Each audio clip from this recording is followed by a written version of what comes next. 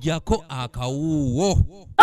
Kunga mugoye kunga Isaac Tomusange kunga.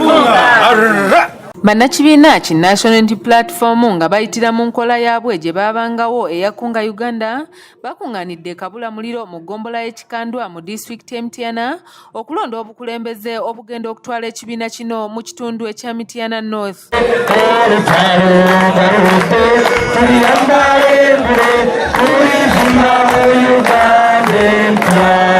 Mu bifo ebibadde bisuubirwa okulonderwamu abakulembeze kwe kubadde ekya Ssentebe, omuwanika Ssaabawandiisi ow'amawulire ow'abakyala ow'abavubuka n'owabaliko obulemu, wabula ng'ate okulonda kuno okuzzeemu omukoosi olw'omu ku babadde beesimbyewo, Dr. Gideon Ssematiko okuva mu lunyiriri abadde bamusimbyeko n'alubalekamu, era ng'ono alabiddwako ng'aliko ekiwandiiko ky'awandiika mwategeerezza nti munne babadde bavuganya Tomusange William aliko abalonzi be yasombye okuva mu disitulikiti eziriraanye Mityana ate nga bannakibiina ki NRM. Baleese abantu okuva e Kasanda, baleese abantu okuva wano muliraano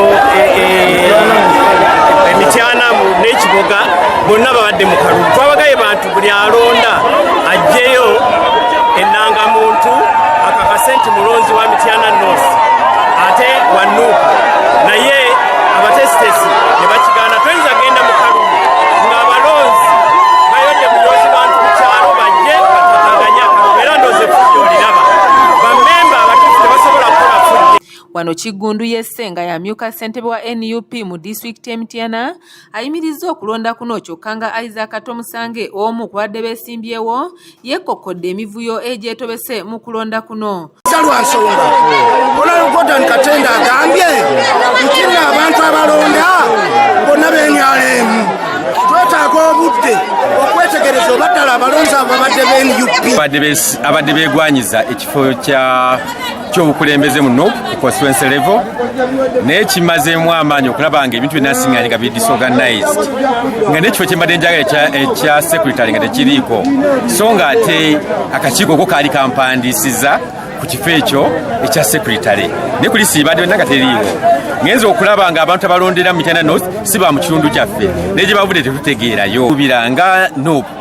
abakulembeze ba NUP tulina okuddayo wansi tukole situwakiti entuufu tulondere nga tutandikira ku byalo abekyalo balonda ababaka bagende paka constituency level naye abazibi n'ogamba nti tugende tulonde buli muntu alonde kirira kuleeta akavuyo tufune abantu abatali mu kibiina kyaffe abatalina bwagazi atalina gye bava ng'omuntu omu atambula disitulikiti yonna ng'agenda akola ki agenda alonda. Grace Kintu ng'abadde yeesimbyewo ku kifo ky'obwa ssentebe akukulumidde abakulembeze ba disitulikiti eno olw'okubeera ne kyekubiira we babanga baliko okulonda ku bategese okw'ekibiina kino. Ku nnyo nti ebivuddemu bye bino naye ate tubadde tubisuubira nti bijja okuvaamu olw'ensonga batubuulidde nti mugenda kwesimbawo batubuulidde jjo nga tugenda kwesimbawo leero so nga ate bannaffe baamanya ng'ebula wiisi bbiri ne beetegeka ne bakunga abantu aba Mityana municipality ab'e Kasanda ab'e Mubende. Kabalisa Rose nga yakulira ebyokulonda mu kibiina ki National Unity Platform mu Mityana North agambye nti baakutuula n'abakulembeze ab'oku ntikko mu kibiina kino